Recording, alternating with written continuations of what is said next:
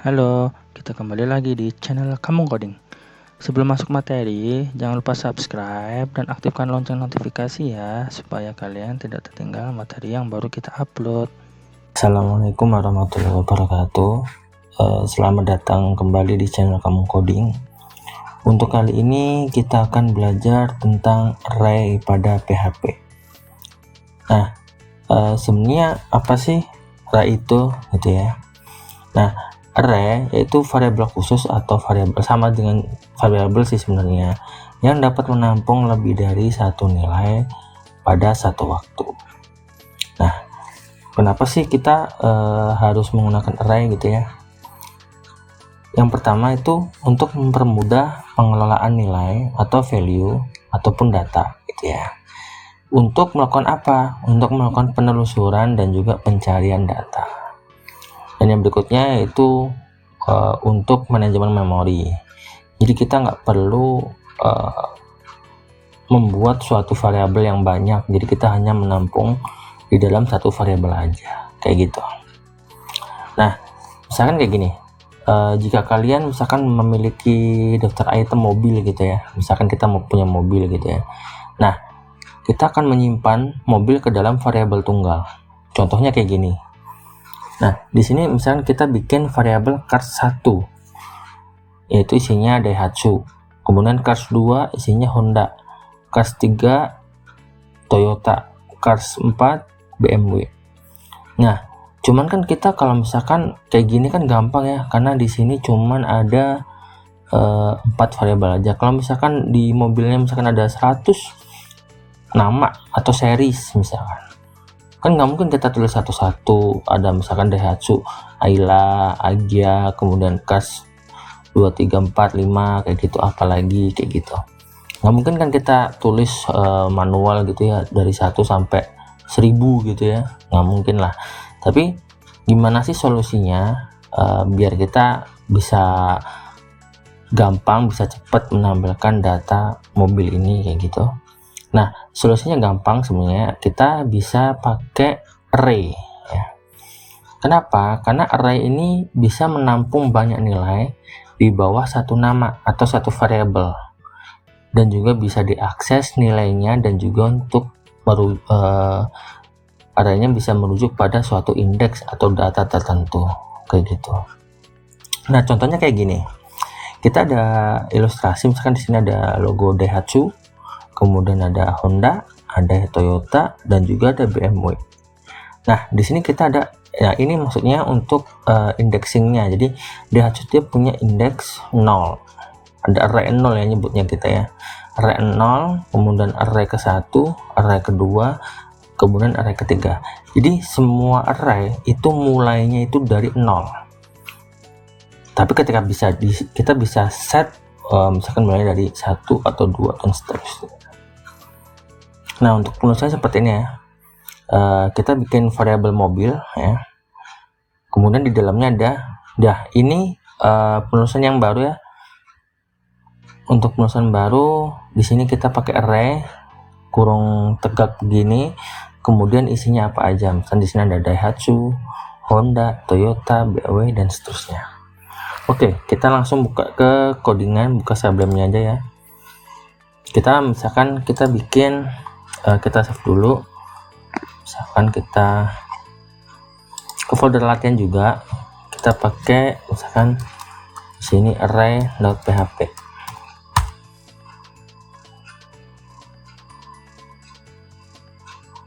Oh, apa ya?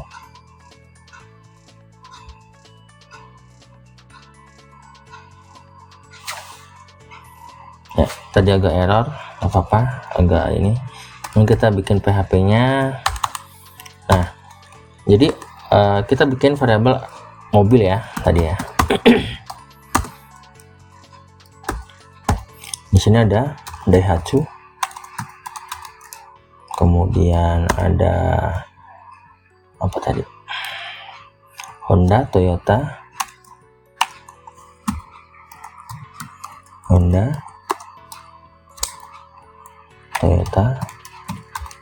dan juga BMW. Nah, kayak gini. ini array ya, ini di variabel mobil ini ada array. Sebenarnya ini nanti bisa sampai banyak, bisa sampai 100, 1000 dan seterusnya. Nah, di variabel mobil kita untuk menampilkan data array kita bisa pakai vardam ya, kemudian nilai arraynya, atau kita bisa juga pakai printr ya. Nah, kita nggak bisa langsung pakai echo mobil gitu ya, kita nggak bisa. Kita contohnya, kita buka dulu.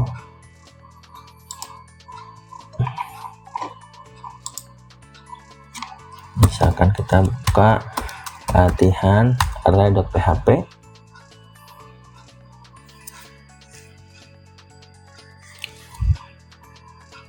Nah, di sini pasti error. Kenapa? Karena kita nggak bisa langsung menampilkan variabel arraynya langsung ya. Jadi kita harus pakai vardam atau printr untuk menampilkan semua data array sekaligus.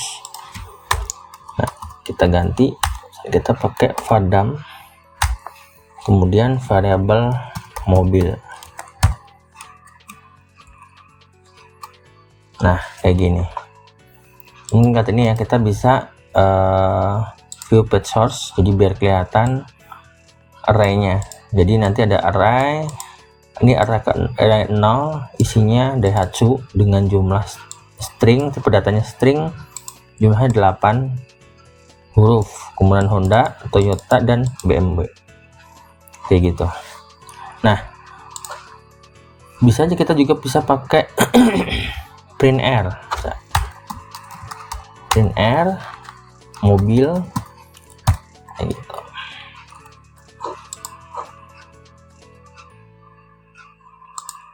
Nah, kayak gini. Jadi dia lebih rapi ya kalau pakai printr. Jadi kalau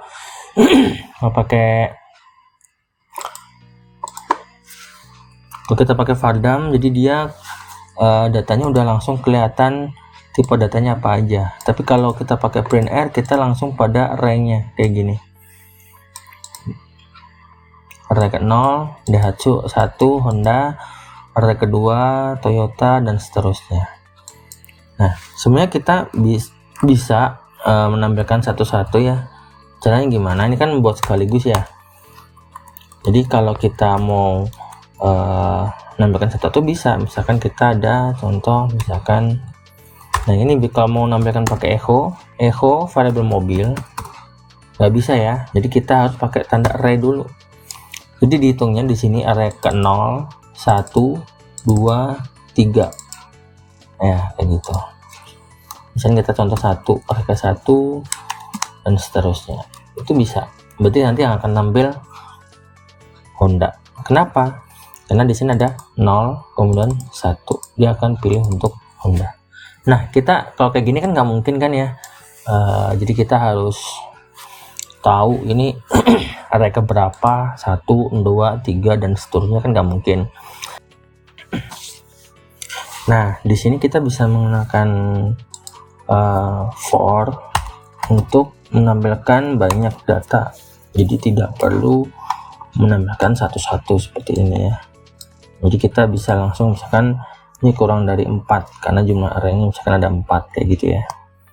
Dan di dalamnya kita kasih echo. Nah, ini boleh bisa pakai echo mobil, kemudian arraynya itu pakai variable i. Kenapa? Karena di sini akan menampilkan sesuai dengan data yang di sini 0.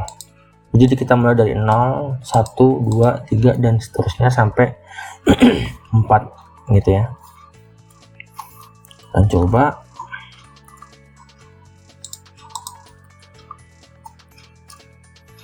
nah kayak gini. Oh iya, nih ada yang lupa lagi, harus diginiin dulu ya. Dan kita kasih br ya biar lebih enak tampilannya.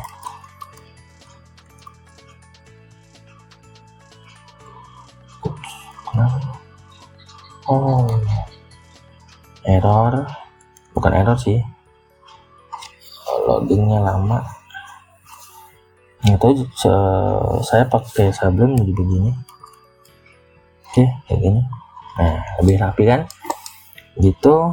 Kemudian selain dengan pakai for, kita juga kita misalkan nih di sini ada 4 nih ya. Nah, kalau misalkan kita tambahkan 1 di sini ya, misalkan kita tambah, misalkan ini kan udah saya tambahin misalkan sampai 4 nih, itu 2 0 1 2 3 0 1 2 3 4. Nah, kita tambahin misalkan Lancer, dia nggak bisa, misalkan sebelumnya nggak ada ya, kayak gini aja. Nah, kita tambahin misalkan 1 nih Lancer gitu atau apa gitu ya, nggak bisa, kita harus merubah manual di sini kan, nggak mungkin kita ngerubah di dalam codingan ketika ada penambahan data gitu kan. Nah, itu kita bisa pakai count ya, kita jumlahkan dulu, kita jumlahkan ada berapa array itu. Misalkan kita di sini ada 4, kemudian tambah 1 5, tambah 1 lagi 6, kita nggak perlu dihitung, kita hitungnya udah otomatis. Misalkan kita count dari variabel mobil gitu ya, nah dia otomatis akan menambahkan Lancer dan seterusnya ke belakang, misalkan otomatis, secara otomatis. Atau misalnya kita coba contoh lagi, kita kasih contoh lagi ya, kan ada contoh gitu, dia otomatis menghitung berapa jumlahnya array yang ada di situ kayak gitu. Nah, selain kita menggunakan for, nah kita bisa menggunakan for each untuk menambahkan data juga.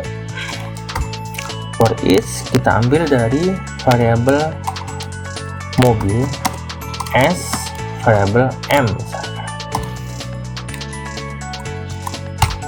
ya, kayak gitu. Kemudian kita echo variabel m kayak gini. Ups, kurang, kita tambahin br nya biar rapi. Ups, aduh, loading lagi ya, apa-apa.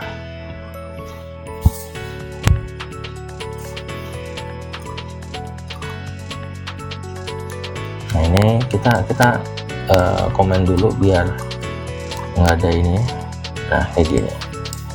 Ini sama aja sebenarnya, cuman kan kalau kita pakai data kita lebih enak kita pakai for each, lebih simple. Nah, tergantung kalian lebih suka yang mana, karena kalau saya lebih suka yang for each ini kayak gitu. Nah, oke teman-teman ya.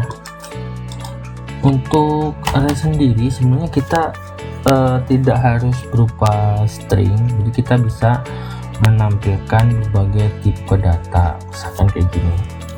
Misalnya kita punya variabel array gitu ya. Nah, di dalam array ini sebenarnya kita bisa tuliskan beberapa macam ya. Jadi kayak misalkan kita punya misalkan data 1 gitu, kemudian kita ada juga, boleh juga pakai data angka, atau kita bisa data boolean dan lain sebagainya. Jadi boleh dicampur ya untuk di dalam array itu ya teman-teman ya. Jadi tidak harus berupa string kayak gitu, tapi harus benar-benar ini ya. Misalnya kayak gini, ini aslinya tipe datanya angka, tapi ternyata di dalamnya string. Nah, ini juga nggak, kebacaan juga pasti string, bukan integer kayak gitu teman-teman. Oke.